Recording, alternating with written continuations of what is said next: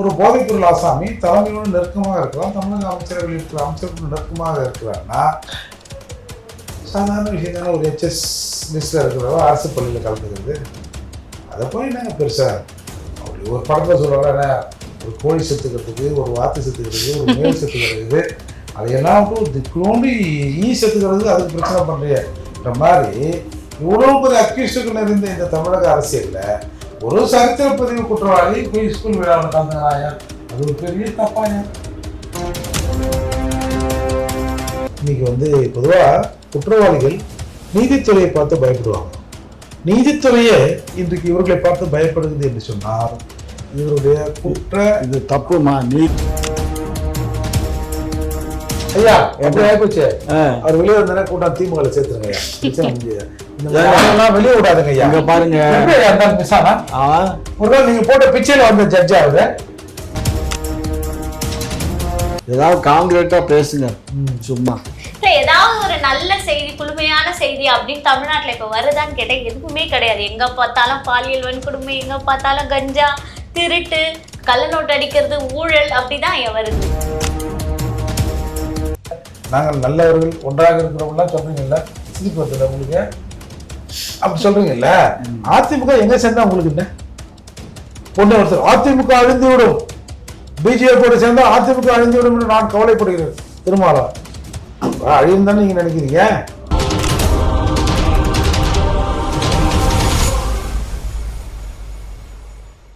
இப்போ இந்த திருப்பத்தூர் அரசு நடுநிலை பள்ளியில பாத்தீங்கன்னா ஐயா ஆண்டு விழா நடந்திருக்கு. அதுல பாத்தீங்கன்னா ஒரு சரித்திர பதிவேடு குற்றவாளியை சிறப்பு விருந்தினரா அழைச்சிருக்காங்க. இப்படி நடக்கக்கூடிய அனைத்து குற்றங்களுக்கும் திமுக சார்ந்த ஏதோ ஒரு தூண்டுதல் இருக்கு இல்லையா, இதை எப்படி பாக்குறீங்க? இன்னைக்கு பல சரித்திர பதிவுகள் இருக்கிற குற்றவாளிகள் தான் பல இடங்கள்ல இருக்கிறாங்க. பல கற்பழிகளை நடத்துகிற பெரிய மனிதர்கள் தான் ஆட்சி அதிகாரத்திலும் இருப்பதாக சொல்லப்படுகிறது. அப்படி குறைஞ்சபட்சம் இன்றைக்கி நீங்கள் அந்த நம்ம குணசேகர மட்டில் பார்த்தீங்கன்னா கூட எத்தனையோ அமைச்சர்கள் கூட நிற்கிறாங்க. அப்போது இன்றைக்கி அவன் எங்கே இருக்கான்னு தெரியல. அப்போது இன்றைக்கி நாட்டில் நிறைய பேர் போதைப் பொருட்களை விற்றவங்கலாம் பார்த்தீங்கன்னா இவங்க ஆளுங்களாக தான் இருக்கிறாங்க. போதைப்பொருள் அந்த இவருக்கான ஜாஃபர் சாதிக் அவன் கூட யாராக நின்னா பார்த்தா முதல்வர் நிற்கிறாரு, துணை முதல்வர் நிற்கிறாரு, துணை முதல்வரோட குடும்பம் நிற்கிது, அமைச்சர்கள் நிற்கிறாங்க, சேகர்பாபு நிற்கிறாரு, அவர் நிற்கிறாரு, இவர் நிற்கிறாரு. அப்போ ஒரு போதைப்பொருள் ஆசாமி தலைமையோடு நெருக்கமாக இருக்கலாம், தமிழக அமைச்சரவையில் இருக்கிற அமைச்சர்கள் நெருக்கமாக இருக்கிறான்னா சாதாரண விஷயம் தானே. ஒரு ஹெச்எஸ் லிஸ்ட்டில் இருக்கிறவங்க அரசு பள்ளியில் கலந்துக்கிறது, அதை போய் நாங்கள் பெருசாக அப்படி ஒரு படத்தில் சொல்கிறாங்க, ஒரு கோழி செத்துக்கிறதுக்கு, ஒரு வாத்து செத்துக்கிறதுக்கு, ஒரு மேல் செத்துக்கிறதுக்கு, அதையெல்லாம் திக்கோண்டு செத்துக்கிறதுக்கு அதுக்கு பிரச்சனை பண்ணுறியன்ற மாதிரி இவ்வளோ பெரிய அக்யூஸ்டுகள் நிறைந்த இந்த தமிழக அரசியலில் ஒரு சரித்திர பதிவு குற்றவாளி போய் ஸ்கூல் விழாவில் கலந்துக்கிறாயா, அது ஒரு பெரிய தப்பாயா. அது கேட்க சகஜமான விஷயம் தானே உங்களுக்கு திமுகவை பொறுத்தவரை சகஜமான விஷயமா? ஏமா என்ன இதனால என்ன உங்களுக்கு ஒரு ஒரு ஒரு ஆத்திர அவசரத்துல ஏதோ ஒருத்தன் கொலையை பண்ணிடுறான், அவன் சிறையில போறான், தண்டனை அனுபவிக்கிறான், திரும்ப திரும்பி வெளியில வர்றான், அவன் அப்ப அவன் வாழ்வாதாரமே இல்லையா, அவன் வாழவே கூடாது அந்த நாட்டுல? அதே போல தன்னோட வீட்டுல நடக்கும்போது இதே வார்த்தை வருமா? எல்லாத்துக்கும் வரும். அவன் தண்டனை அனுபவிச்சு வெளியில வந்துட்டான், ரிலீஸ் ஆயிருக்கான், தண்டனை அனுபவிச்சுட்டு வந்தவன் திருந்தி வாழணும்னு நினைக்கிறான், அவனுக்கு திருந்துறதுக்கு சான்ஸ் கொடுக்கணும். தியாகின்னு சொல்ல அவனுக்கு திருந்துறதுக்கு ஒரு சான்ஸ் கொடுக்கணும். தெரிஞ்சிடும். ஆமாங்க, குழந்தைகள பார்க்கும்போது அவனு ஒரு குழந்தை ஆயிடுவானுல்ல, அந்த வக்கர குணம் போயிடும். முதல்வர் சொல்லி கொடுத்தாரு. ஆமா, எங்க முதல்வர் ராத்திரி போன் பண்ணி என்கிட்ட சொன்னாரு, அதை நான் சொல்றேன். ஐயா இப்ப பாத்தீங்கன்னா இந்த உயர் நீதிமன்றங்கள்லாம் இருக்கு இல்லையா, இப்ப ஜாபர் சாதிக் பத்தி பேசுனீங்க, அந்த வழக்குல இருந்து நீதிபதி விலகிட்டாரு. செந்தில் பாலாஜி அவர் தொடர்பான அந்த தொடர்ந்த வழக்குல இருந்து நீதிபதி விலகிட்டாங்க. RS பாரதிக்கு எதிரான நீதிமன்ற அவதூறு வழக்குல இருந்தும் நீதிபதி விலகிட்டாங்க. தொடர்ந்து பாத்தீங்கன்னா இந்த நீதிபதிகள் திமுகவுக்கு சாதகமாகவே செயல்படுறாங்களே, இது எப்படி பாக்குறீங்க? அதாவது நீதி பரிபாலனம் என்பது சட்டத்தின் அடிப்படையில் நடப்பது. அப்படி சட்டத்தின் அடிப்படையில் நீதி பரிபாலனம் நடக்கிற பொழுது அது எந்த டிஸ்டர்ப் இல்லைன்னா அவங்க ஈஸியாக சொல்லிடுவாங்க. ஏன் இந்த நீதிபதிகள் விலகி ஓடுகிறார்கள்? ஏன்னா நாளைக்கு இது நாம் சட்டத்தின்பால் இதை நம்ம ஆய்வு செய்தோம்னா இதில் நம்ம அரசுக்கு எதிராக தீர்ப்புகளை கொடுக்க வேண்டியிருக்கும். அப்படி கொடுத்தா இந்த பாவங்க நம்ம என்ன பண்ணுவாங்களோ அப்படின்னு பயந்து தான் இன்றைக்கி பொதுவாக குற்றவாளிகள் நீதித்துறையை பார்த்து பயப்படுவாங்க. நீதித்துறையே இன்றைக்கு இவர்களை பார்த்து பயப்படுகிறது என்று சொன்னால் இவருடைய குற்ற இது தப்புமா. நீதிபதிகள் எங்களை பார்த்து பயப்படல. அவங்க இந்த வழக்கை நான் விசாரிக்கல, அடுத்த நீதிபதியை வச்சு ஏன் அவங்க விசாரிச்சா என்ன? அது அவங்கள்ட்ட தான் கேட்கணும். அப்ப ஏன் அதுக்கு பின்னாடி என்ன இருக்கும்? ஒண்ணும் கிடையாதுங்க. நாங்க நீதிபதியில நாங்க வந்து ரொம்ப மதிக்கிறோங்க. ஏதாவது ஒரு நீதிபதி போனாருன்னா பரவாயில்ல, இப்படி 4-5 பேர் உங்களை பார்த்தோன்னே பயந்து ஓடுறான்னா சும்மா அந்த கதையெல்லாம் விடாதீங்க. அவங்க வழக்கை நான் இப்ப கூட ஒரு வழக்கு போட்டதுக்கு அந்த வழக்கை நான் அவங்க விசாரிக்கல, இந்த அடுத்த நீதிபதியை வச்சு விசாரிக்க. ஒரு சின்ன சந்துங்க ரோடு, ஒரு எருமாடு நல்ல சேக்கடில் விழுந்து வெறும் சேக்கடையோடு வந்து நிற்கிது. என்ன பண்ணுவாங்க? எப்பா நமக்கு எதுக்கு அது மேலே கீழே என்ன ஆயிரம் அப்படி திரும்பி ஓடுறது இல்லையா? அதுதான் இது. பார்த்துக்கோ எதுக்கு எது உதவும். நீங்க எல்லாம் இப்படி எல்லாம் பேசுனீங்கன்னா அந்த நாட்டுல ஏதாவது குற்றச்சாட்டு வச்சுக்கிட்டே தான் இருக்காரு. நீதிமன்றங்கள் நீதிபதிகள் எல்லாமே வந்து அவங்களே ஆட்சி பண்ணிட்டு போட்ட தமிழகத்துல எல்லாத்துக்குமே அவங்கதான் முடிவெடுக்கிறாங்க அப்படின்னு நேத்து கூட தான் சொல்றாரு. என் மேல 100 சொச்சம் வழக்கு, ஒரே வழக்கு 100 சொச்சம் காவல் நிலையத்துல இருக்கு, எல்லாத்தையும் ஒன்னா கூப்பிட்டு வந்து வழக்கு விசாரிக்கணும்னு சொன்னா அந்த நீதிபதி முடியாதுன்னு தீர்ப்பு கொடுத்துட்டு போயிட்டாரு. அந்த நீதிபதி என்ன முடியாதுன்னு சொன்னாருன்னா, எந்தெந்த காவல் நிலையங்கள் என்னென்ன வழக்கு இருக்குன்னு லிஸ்ட் கொடுங்க அப்படின்னு சொன்னார். இவங்க 19 பல்வேறு நீதிமன்றங்களில் வழக்கு இருக்குன்னு சொன்னாங்க. எந்தெந்த நீதிமன்றத்தில் இல்லை எந்தெந்த காவல் நிலையத்தில் வழக்கு இருக்குன்னு தெரியாமல் நான் வந்து இதில் வந்து நீதி பரிபாலனம் செய்ய முடியாதுன்னு அந்த வழக்கை தள்ளுபடி பண்ணாங்க. நீங்கள் வந்து பெட்டிஷன் கொடுத்து தப்புன்னெலாம் யாரும் சொல்லலை. போதிய விவரங்கள் அந்த மனுவில் இல்லை என்று தான் தாக்கல் செய்யப்படும், அது தள்ளுபடி செய்யப்பட்டிருக்கு. இது வந்து நான் வந்து தப்புன்னு சொல்லலை. நான் என்ன சொல்றேன்னா ஒவ்வொரு நீதிபதியுடைய பார்வை அது. அதை வந்து இப்போ ஒரு டெல்லியில இருக்கக்கூடிய ஒரு நீதிபதி வீட்டுல 100கணக்கான கோடி பணங்கள் இருந்து தீயில கருனது போக மீதமே கிடக்குது. ஐயா எப்படி ஆயிப்போச்சு, அவர் வெளியே வந்தானே கூட்டம் திமுக சேர்த்துருங்க ஐயா, பிரச்சனை முடியாது. வெளியே விடாதுங்க ஐயா. இங்க பாருங்க, ஒரு நாள் நீங்க போட்ட பிச்சையில வந்த ஜட்ஜ் அவரு. ஏங்க மனசாட்சிங்கிறதே இல்லையா? மனசாட்சியை கழட்டி வச்சுட்டு தான் இங்க வந்து கூட பேசல. மனசாட்சியை கழட்டி வச்சிருக்கீங்க. ஒரு திறமையானவனை விட்டுட்டீங்களே, அவனை கூப்பிட்டு வந்து திமுகவில் சேர்த்து ஒரு நல்ல பொறுப்பை கொடுங்க, எல்லாம் ஒரு வாரியத்தை கொடுங்க, வாரி போட்டோம். சரி பாப்போம், பொறுத்து இருந்து பாப்போம். ஐயா, இப்ப இந்த கடலூர் மாவட்டத்துல அர்த்தர் நந்தம் அப்படின்ற கிராமத்துல பாத்தீங்கன்னா விசிகா நிர்வாகி ஒருத்தர் செந்தில் செல்வம் அப்படின்னு சொல்லிட்டு அவருடைய நிலத்துல பாத்தீங்கன்னா கள்ள நோட்டுகள் வந்து அச்சிடுறாங்க. அவருடைய இடத்துல நிலத்துல வந்து கள்ள நோட்டுகள் தான் அச்சிடுறாங்க. திமுக மட்டும் தான் செய்யணுமா? குற்ற நடவடிக்கைகள் திமுக மட்டும் தான் ஈடுபடணுமா? நீங்க மட்டும் தான் கஞ்சா தாங்க சும்மா எதுக்கு எடுத்தாலும் எங்களையே குறை சொல்லாதீங்க. அந்த பிசினஸ் இந்த பிசினஸ் பண்ணுமா? நாங்க உங்க கூட இருக்கிறோம்ல, நாங்களும் கொஞ்சம் பண்ணுவோம். இப்ப என்ன பிரச்சனை?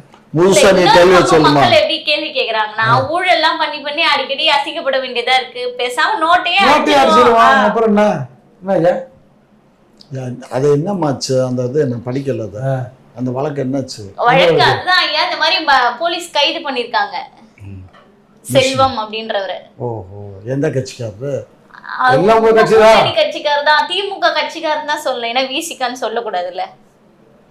திமுக விசிகா ஒண்ணு. இப்ப நீங்க தானே ஐயா சொன்னீங்க கொள்கையில ஒண்ணு எல்லாம் ஒண்ணு அப்படின்னு. எதனா அந்த நோட்ல உங்களுக்கு பங்கு எதனா வந்தா? உங்களுக்கு வந்துச்சு இல்ல, தரதான் கவனிக்கிறீங்க. உங்களுக்கு கொஞ்சம் தர்றேன். இதெல்லாம் வந்து தவறுடா. நோட் அடிக்கிறது தவறா இல்ல அதை கேள்வி கேட்கறது இல்ல, மாட்டது தவறு. நோட் அடிக்கிறது தவறு. அத அந்த எண்ணம் வந்ததே தப்பு. அப்படி ஒரு எண்ணம் வரக்கூடாது. ஏன்னா வந்திருந்தா எங்க கிட்ட கொஞ்சம் வித்து கித்து குத்தி வித்துக்கிடான்னு இருப்போம். எதுக்கு நோட் அடிக்கலாம்? சப்போஸ் அந்த நோட்டை நாங்க வச்சிருந்தோம் செல்லாது இல்ல. ஐயா பாத்துக்கோ, இப்படியே பேசி பேசி பேசி வீணா போறீங்க. ஏதாவது காங்கிரீட்டா பேசுங்க. சும்மா ஏதாவது ஒரு நல்ல செய்தி, குளுமையான செய்தி அப்படின்னு தமிழ்நாட்டுல இப்ப வருதான்னு கேட்டா எதுவுமே கிடையாது. எங்க பார்த்தாலும் பாலியல் வன்கொடுமை, எங்க பார்த்தாலும் கஞ்சா, திருட்டு, கள்ள நோட்டு அடிக்கிறது, ஊழல் அப்படிதான் வருது. அப்படியா? நான் பார்க்கல, என் கண்ணுக்கெல்லாம் தெரியலையே. உங்களுக்கு அது தப்பா தெரிஞ்சதானே? உங்களுக்கு ரெகுலர் தொழில் அது. ஓஹோ, திமுக காரங்களுக்கு தப்பா தெரியாது, மக்களுக்கு வந்து டெய்லி வந்து பிரஷர் ஆகுது. கடந்த 15-20 தினமா எங்கேயுமே வந்து வன்புணர்வு கிடையாது. 20 தினங்களா அதுக்கு முன்னாடி நடந்துகிட்டு இருந்தது. இப்போ இந்த 20 தினங்களா ரொம்ப சட்டம் ஒழுங்கு நல்லா இருக்கு. கண்ணிங்கருத்துமாக இருக்கும் கிடையாது. அதே மாதிரி திருட்டு வழக்கு இந்த 7 வீட்டில் ஸ்நாக் பண்ணவங்களை சுட்டு தள்ளினதுக்கப்புறம் எல்லா பேரும் மறந்து போய் கிடக்க எங்கடா நம்மளையும் சுட்டு விடுவாங்களோ ஒன்று. ஆகையினால கூடுமான வரை என்கவுண்டர் தான் போடுறோம். இல்ல இந்த ஒரு மாதத்துல கிட்டத்தட்ட மார்ச் மாதத்துல மட்டும் 40 பேர் வந்து பாத்தீங்கன்னா கொலை செய்யப்பட்டிருக்காங்க. ஜாதி ரீதியா பழிவாங்கணும். அதெல்லாம் வந்து சட்டம் ஒழுங்குக்கும் மோட்டிவேஷன்ல மர்டர் நடக்கிறதுக்கும் என்னடா சம்பந்தம்? மோட்டிவேஷன் எல்லாமே மோட்டிவேஷன் கிடையாது ஐயா. அப்படி வந்து காவல்துறையினரும் அரசும் வந்து திசை திருப்புது. மோட்டிவேஷன் இல்லாம எதுக்கு கொலை பண்ணான்? கொள்ளையடிச்சானா? கொலை பண்ணிட்டான், வீட்டுல போய் கொள்ளையடிச்சானா? அதுதான் குற்றம். மோட்டிவேஷன்ல பண்றது. 12 நாள்ல ஒரு பாலியல் வன்கொடுமை கூட நடக்கல. தமிழகம் சூப்பரா இருக்கு சட்டம் ஒழுங்குல. அடுத்த 10 நாள்ல சேர்த்து பண்ணுவாங்க. 1 2 ஆளை வச்சிருக்கீங்களோ அங்க சட்டம் நடந்ததுல அதால இப்ப லீவ் விட்டுருக்காங்க. எல்லாரும் இங்க வந்துட்டாங்க. இவங்க அவங்க ஊருக்கு போனாங்கன்னா நடந்துரும். புரியுதா? நான் சொல்றது புரியுதுங்களா? எல்லாரும் சென்னைக்கு வந்துட்டாங்க. அவங்க ஊருக்கு டிஸ்போஸ் ஆகி போனாங்கன்னா அங்கே எங்கே நடக்கும். இந்த அநியாயம் பண்ணாதீங்க. நான் வார்த்தைகள் மாப்பிள்ளை ஃபோன் பண்ணி இப்போ பேசுகிறேன். மாப்பிள்ளைகிட்ட என்ன எதுக்கு மூர்த்தி சும்மா இருந்தவரை கூப்பிட்டு உன் மேடையில் பேச விட்டு அவர் இப்போ ஏட்டிக்கு புட்டியாக பேசிட்டு தராரு. அதனாலேயே திமுக பயப்படுதுன்னு வேற பேசிக்கிறாங்களே ஐயா. இப்போ வந்து சீமானவர்களுக்கு வந்து பாத்தீங்கன்னா பலம் கூடிக்கிட்டே போகுது. எல்லாரும் வந்து கை கொடுக்க ஆரம்பிச்சுட்டாங்க. ஆமா, எல்லா ஜாதி கட்சியும் தான் வந்திருக்கு. எல்லா ஜாதி கட்சியும் ஆதரவு தருது. எல்லா ஜாதியும் வரட்டும். 142 ஜாதியை வச்சு தான் ஒரு தடவை தேர்தலில் நின்றாங்க. என்ன நாங்க 2% ஓட்டு கூட வாங்கல. மக்கள் நல கூட்டணி என்ன ஆச்சு? அதை நீங்க சொல்லிதானே அந்த கூட்டணி ஆரம்பிச்சுதான் திரும்ப. சும்மா இருங்க சார். நாங்க சொன்னோம். எதுக்கு எடுத்தாலும் திராவிட முன்னேற்ற கழகத்தையே பேசுறீங்க? நாங்க என்ன பண்ணோம்? திருமாவளவன் சொன்னாரா இல்லையா? நான் கலைஞர்கள் சொல்லிவிட்டு தான் மக்கள் நல கூட்டணி ஆரம்பித்தேன்னு. இது என்னது? எது மக்கள் நல கூட்டணி? நான் கலைஞர்கள் சொல்லிவிட்டு தான் மக்கள் நல கூட்டணி ஆரம்பித்தேன் அப்படின்னு சொன்னாரா? நான் கேட்கல அந்த வார்த்தையை. அது ஐயா நல்ல விஷயங்கள் எதுவுமே கேட்க மாட்டாரு. இப்போ வந்து இந்த அதிமுக பிளஸ் பிஜேபி கூட்டணியை தான் திமுக பெரிய விஷயமா ஐடிவிங்ல எல்லாம் பரப்பிட்டே இருக்கு. அவங்க கூட்டணி வச்சுக்கிறாங்க. அவங்க பழைய என்ன பேசுனாங்க, இப்ப என்ன பேசுனாங்கன்ட்டு இது எப்படி பாக்குறீங்க? அவங்க கூட்டணி வச்சுக்கிறத பத்தி இவங்களுக்கு என்னங்க பயம்?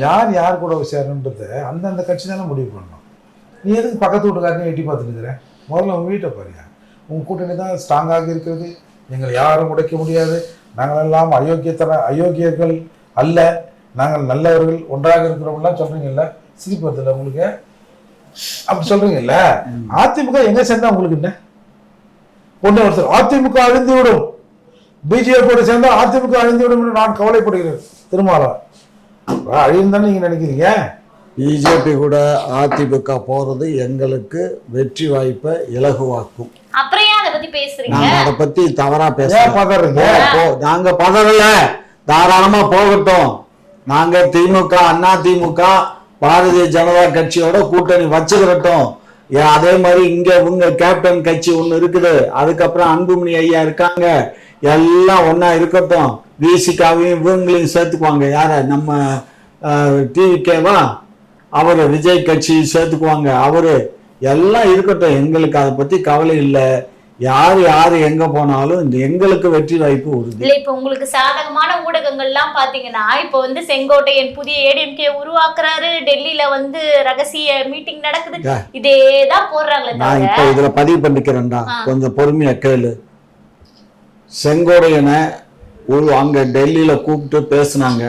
காரணம் என்னன்னா, எடப்பாடி போனவரு அவர் வந்து ஒரு அஜெண்டா வச்சாரு. அண்ணாமலையை மாத்துங்க, நாங்க உங்க கூட்டணிக்கு. அதுக்கு அவர் என்ன சொன்னார்னா, நீங்க வந்து எல்லாத்தையும் ஒண்ணு சேருங்க, பிரிஞ்சு போனவங்களையெல்லாம் ஒண்ணு சேருங்க, அதுக்கப்புறம் வாங்க அதை பத்தி பேசுவோம்னு சொல்லிட்டாரு. இது இப்ப அதுக்கு அவர் என்ன பண்ணிருக்காரு, நான் வந்து அங்க ஒண்ணு வந்த உடனே பிஜேபி அதிமுக சேர்றது பத்தி எங்களுக்கு கவலை இல்லைன்னாங்கல்ல. இப்ப இவங்க சொல்றது சேர்றதுதான் ஒண்ணு விடாம தடுக்கிறதுக்காக நடந்த நிகழ்ச்சியை நான் சொல்றேன். கொஞ்சம் பதிவு பண்ண விடுங்க சார். உங்களுக்கு எதுக்குங்க? ஏங்க அவன் வீட்டுல என்ன நடக்குது இருங்க. அப்ப இங்க வந்த உடனே என்ன பண்ணாரு, அவங்களோட கூட்டணி இல்ல ஒண்ணும் இல்லை அப்படின்னு சொல்லி எடப்பாடி ஐயா பேசிட்டாரு. பேசின உடனே அமித்ஷாவுக்கு அந்த மெசேஜ் போன உடனே இவரை கூப்பிட்டு விட்டாரு. ஏற்கனவே அவருடைய ஆபரேஷன்ல தான் ஆமா அவங்க ஆபரேஷன்ல தான் அவர் இருந்துட்டு இருக்காரு. சரியா? அதனால 1 மாத காலமாவே வந்து அவங்களுக்குள்ள கொஞ்சம் ஒரு மாதிரி இருக்கு ஒரு டீம். அதனால இப்ப அவரை தலைவராக்கி இவங்களை பண்ணிட்டு இந்த மற்ற எல்லாத்தையும் ஒன்று சேர்த்து அவர் எடப்பாடியை தனிச்சு விட்டுட்டு இவங்க பண்ணிக்கலாம் அப்படிங்கிற ஒரு எண்ணத்துல அங்க காய் நவுத்துறாங்க. அது வாஸ்தவம் தான். சரியா? எடப்பாடி சரியா அவங்களெல்லாம் சேர்த்து இழுத்துட்டு போனா வச்சுப்பாங்க. அவங்களெல்லாம் சேர்த்து வைக்கல அப்படின்னா அவரை கழட்டி விட்டுட்டு ரெட்டலையை அவர் தனியா நின்றா கூட ரெட்டலையை முடக்கிட்டு பிஜேபியோட எல்லா பேரும் தாமரையில நில்லுங்கடான்னு தாமரையில நிக்க விட்டுருவாங்க. சரி, அப்படியே இருந்தாலும் அது அவங்க 2 கட்சி சம்பந்தப்பட்டது. உங்களுக்கு என்னன்ற இப்போ உங்களை சார்ந்த ஊடகங்கள் எல்லாமே இந்த ஊழலை பத்தி பேச மாட்டேங்குது. டாஸ்மாக் ஊழலை பத்தி டிபேட் நடத்தல. டாஸ்மாக் என்னமா ஊழல்? டிபேட் நடத்தல. என்ன டாஸ்மாக் என்ன ஊழல்? வேலை திட்டத்துல வந்து கொள்ளையடிச்சத பத்தி டிபேட் யார் சொன்னா? 100 நாள் வேலையில கொள்ளையடிச்சோம்னு அண்ணாமலை சொல்றாரு. அண்ணாமலை சொல்லுவாரு. அண்ணாமலை கொள்ளையடிக்காம எந்த வேலையும் செய்ய மாட்டேங்க. இங்க பாருங்க, ஏங்க பாவம் ஏழை பாலு ஜனங்க அது போய் ஒரு மாதத்தை சைட்ல வச்சுட்டு 3 மாதத்தை அது இங்க பாருங்க, தங்கத்துக்கு தாலி செய்த ஆசாரியத்தான் சொல்லுவாங்க. பொண்டாட்டிக்கு தாலி செய்யறதா இருந்தா கூட அதுல ஒரு கிராமே 1/2 கிராமே ஆட்டையை போட்டுருவோம் அப்படின்பாங்க. அந்த மாதிரி ஊழல் செஞ்சு அது மாதிரி நாங்க ஊழலுக்கு எங்களுக்கு வராத சம்பந்தம். ஊழலை பத்தி எங்கள்கிட்ட பேசாதீங்க. ஊழலுக்கும் எங்களுக்கும் சம்பந்தம் இல்லை. எங்களுக்கு திராவிட முன்னேற்ற கழகத்துக்கு ஊழல்னா என்னன்னே தெரியாது. அம்மா பாத்துக்கணும். ஊழல்லாம் எங்களுக்கு தெரியாது. அடுத்த கேள்வி. இப்ப வந்து இந்த இந்திய கம்யூனிஸ்ட் கட்சியினுடைய செயலாளர் முத்தரசன் அவர் சொல்லியிருக்காரு, முதலமைச்சர் வேட்பாளர் யார் அப்படின்ற ஒரு பிரச்சனை வரும். அதிமுக பாஜக கூட்டணி எல்லாம் அவங்களுக்கு வந்தா வருது. உங்களுக்கு என்னையா பிரச்சனை? உங்களுக்கு முதலமைச்சர் ஒருத்தர் இருக்கிறாருல, அதை காட்டி நீங்க ஓட்டு வாங்குங்க. அவங்க வந்து முதலமைச்சர் யாருன்னு சொல்வதற்கு திராணி இல்லாம அவங்க தோத்து போட்டோம். இப்போ முத்தரசன் திமுக ஜெயிக்கணும்னு நினைக்கிறாரா அதிமுக ஜெயிக்கணும்னு நினைக்கிறாரா? திமுக தான் ஜெயிக்கணும்னு நினைக்கிறேன். அதிமுக தோத்துட்டு போது உனக்கு என்ன? இவனுங்களுக்குங்க இந்த கம்யூனிஸ்டுக்கார நம்ம என்ன சொல்றது? இவங்கள மரியாதை கட்டு திட்டினாலும் நமக்கே மனசு வலிக்குது. போய் ஜனங்களுக்கான வேலையை பாருங்கண்ணா. அண்ணாரி வேலத்துல போய் சாக்கடையை குத்தி அடைப்பு இல்லாம நல்லா தண்ணி ஓடுது நீங்கிறீங்க. இவ்வளவு நேரத்தனமான பேச்செல்லாம் வருது பாருங்க வாயில. வாயில வர்ற வார்த்தை பூரா கழிச்சு சொல்லும் போதே மக்கள் பிரச்சனைக்காக போராடக்கூடியவங்க அப்படின்னு சுத்தி அண்ணாரி சுத்தி நாய் வருதா, பேய் வருதா, தூசி வருதா, தும்பு வருதான்னு தடுத்துக்கணுங்க. மானங்கட்ட பயிலும். இல்ல திமுகவும் இதே பண்ணுது, கம்யூனிஸ்டும் இதே பண்ணுது. உங்க கூட்டணி கட்சி தலைவர்களே விட்டு நீங்க வந்து கூட்டணியை பத்தி பேச சொல்றீங்க. ஏன் இந்த வேலை அப்படின்றதுதான் எங்க இஷ்டம். என்ன இப்ப இவர் மட்டும் சொன்னார்ல, எதுக்கு நீங்க வந்து எடப்பாடியை பத்தி பேசுறீங்க, செங்கோடையனை பத்தி பேசுறீங்க அப்படின்னாரு. அப்புறம் எதுக்கு இப்ப எங்களை பத்தி நீ கேட்கிற அவரு பேசுறாரு? நான் கம்யூனிஸ்ட பத்தி தான் பேசுறேன். கம்யூனிஸ்ட் எங்க கூட்டணி தானே, எதுக்கு எங்க கூட்டணியை பத்தி பேசுறீங்க? திருட்டு போய் சாம்சங்ல போய் வேலையை பாருங்க. அதை விட்டு அறிவாளி ஓட்டுங்க. இப்ப வந்து இந்த புத்தகங்கள் அதெல்லாம் இருக்குல்லங்க, ஏன் நூலகங்கள்லாம் ஆரம்பிச்சிருக்காங்கல்ல, அதுல கூட வந்து பாத்தீங்கன்னா புத்தகங்கள் வைக்கிறதுக்கே இடம் இல்லை. ஆனா பர்னிச்சர்ஸ் வாங்குற செலவு அதெல்லாம் கணக்கு காட்டுறாங்க. இதை எப்படி பாக்குறீங்க? ஐயா ஊழலே நடக்கலங்கிறாரு. இதை விட கேவலம் நம்ம அது இன்னும் வெளியில வரல. ஒரு மருந்தகம் கதை ஒண்ணு இருக்குது. அதெல்லாம் வெளியே வந்ததுன்னா நாரிடும் ஊர். ஐயா அந்த உண்மை தகவலை நீங்க சொன்னீங்கன்னா இன்னும் நல்லா இருக்கும். அதுக்கு ஒரு நேரம் வரட்டும். ஐயோப்பா ஓவர் டோஸ் ஆயிருக்குது இன்னைக்கு ஊழல். இதுக்கெல்லாம் ஒரு முடிவு வரும். புத்தகம் படிக்கிறவங்களுக்கு உட்கார்றதுக்கு சேர் வாங்கி போட வேணாமா? புத்தகம் வைக்கிறதுக்கே இடம் இல்லைங்க, அப்புறம் சேருக்கு சொல்றீங்க. போறவனுக்கு அந்த கக்கூசு கழுவுறதுக்கு நாங்க என்ன செஞ்சு விட்டுருக்கோம் பாத்தீங்களா? ஊழலுங்க. 3 ரூபாய் சில்லறை காசுல இருந்து 3669 ரூபாய் கிட்ட கக்கூசை கழுவ விட்டுருக்கோம். அதாவது அந்த உட்கார்ற இடம், அந்த பேக் அவ்வளவு வந்து உன்னதமானது இல்ல. அதனால புக்கு கிடக்குது, அதை உட்கார்றதுக்கு அந்த பர்னிச்சர் இருக்குது இல்ல, அதுக்குதான் முக்கியத்துவம் தருவோம். ஏங்க பர்னிச்சர் வாங்குறோம்னா அங்க போறதுக்கு இடம் இல்லைன்னா பர்னிச்சர் வாங்க முடியுமா? இல்ல புக்கு வைக்கிறதுக்கு இடம் இல்லைன்னா பர்னிச்சர் வாங்க முடியுமா? இதெல்லாம் வந்து வாய்க்கு பார்த்தாத பேச்சு. நாங்க தான் இப்ப எங்க பார்த்தாலும் லைப்ரரி, கலைஞர் நூலகம்னு ஏகப்பட்டதை திறந்து வச்சுக்கிட்டே இருக்குமே. அப்புறம் என்ன, நூலகம் எல்லாம் பழைய காலம் இல்ல. நீ படிக்கிற காலம் கலைஞர் திறந்தீங்கன்னா மனசார எங்க ஐயா நல்லா திறந்து ஒரு ஏசி கீசியை போட்டு விட்டு கலைஞர் குடிப்பங்க தந்தீங்கன்னா அதுல உட்காந்து கீழே தான் ஏசி பார் இருக்குல்ல போங்க. ஐயா கலைஞர் பேரோட இருந்தா தான் ஒரு சொகுசா குடிப்பீங்க. ஒரு மனசுக்கு ஒரு இதமா ஐயா எங்க ஐயா கலைஞர் ஐயாவோட குடிப்பகத்துல வந்து குடிச்சுன்னு இருக்கேன். எங்கடா இருக்க? கலைஞர் ஐயா குடிப்பகத்துல குடிக்கிறேங்க ஐயா. போலீஸ் பிடிச்சவங்க என்னதுல வர? ஐயா கலைஞர் ஐயா குடிப்பகத்துல குடிச்சிட்டு வராங்க ஐயா, எங்களை விடுங்க ஐயா சொல்லலாம்ல. எங்க உங்களுக்கு எதுக்குங்க எங்க மேல இவ்வளவு வஞ்சன்ஸ்? எல்லாத்தையும் செஞ்சிட்டீங்க. கக்கூசும் குடிப்பகத்துக்கு தான் உங்க பேர் வைக்கல, அதையும் வச்சிட்டீங்கன்னா தன்னிறைவான தமிழ்நாடு. இல்ல சீமான் அவர்கள் இன்னொரு கோரிக்கை வைக்கிறாரு. என்ன அப்படின்னா, அடிக்கடி வந்து இங்க பாலியல் குற்றங்கள் நடக்குது, அதனால பேசாம விபச்சார கூடங்களும் ஆரம்பிச்சிட்டீங்கன்னா அதுவும் வந்து பெண்களுக்கு பாதுகாப்பா இருக்கும். இதுவும் ஒரு நல்ல சஜஷன் இல்ல ஐயா? அது அவர்கிட்ட கேள்வி எடுத்து கொடுத்துறாரா சீமான்? இது வேற இல்ல, சீமான் அவர்கள் வந்து ஒரு கோரிக்கை வச்சிருக்காரு. அவருக்கு அவரு தமிழ் தானே. நாங்க கண்ணகிக்கு சிலை வைத்த காமுகன்கள், சரி கண்ணகிக்கு சிலை வைத்த கணவான்கள், நாங்க அதுக்கெல்லாம் ஒத்துக்க மாட்டோம் இல்லைங்கய்யா. உண்மைதான். ஏன்னா அது மூலியமாவும் நிறைய வருமானம் வரும். அதுதான் நாங்க எங்க ஆளுங்க விட்டு அங்கங்க செய்யன்றோம்ல. கூட்டணி கட்சியெல்லாம் இருக்குது, அதை விட்டு அங்கங்க நீங்க செய்வீங்க. இந்த மாதிரி கொஸ்டின் எல்லாம் எடுத்து கேட்கலாமா எங்கள்கிட்ட? இல்ல, சீமான் அவர்கள் இந்த மாதிரி ஒரு கோரிக்கை வச்சிருக்காரு. ஏன்னா தமிழகத்துல என்ன நடக்குதோ அதானே பேசுறாங்க. ஐயா நான் நீங்க கூட்டணி கட்சிகள் இருக்கிற எத்தனை பேர் விபச்சாரம் பண்ண ஒரு லிஸ்ட் சொல்லுமா? சென்னையில மட்டும் ஐயா கருமம் இதெல்லாம் எனக்கு அரசாங்கம் ஆயிடுச்சுன்னா அரசாங்கத்துக்காக இந்த வருமானம் வரும்ல. அதுக்குதான் ஜெயலலிதா அந்த காலத்துல டாஸ்மாக ஏலத்துல போயிட்டு இருந்ததை பிடிச்சி அரசு உடைமை ஆக்குச்சு. இப்ப இதையும் அரசு உடைமை ஆக்குனா மறுபடியும் ஜெயலலிதா ஆட்சி வந்தா பண்ணும். எங்க ஆட்சியில பண்ண மாட்டோம். அவங்களுக்கு ரெக்கமெண்ட் பண்றீங்க? நாங்க பண்ண மாட்டோம். அடுத்த ஆட்சி வராது. எங்க ஆட்சியில பண்ண மாட்டோங்க. சரி பாப்போம். எங்க ஆட்சியில நாங்க அந்த மாதிரி எல்லாம் பண்ண மாட்டோம். எங்களுக்கு இங்க தேவையில்லை. உங்களுடைய நேரங்களை ஒதுக்கி பல தகவல்களை கொடுத்தமைக்கு மிக்க நன்றி.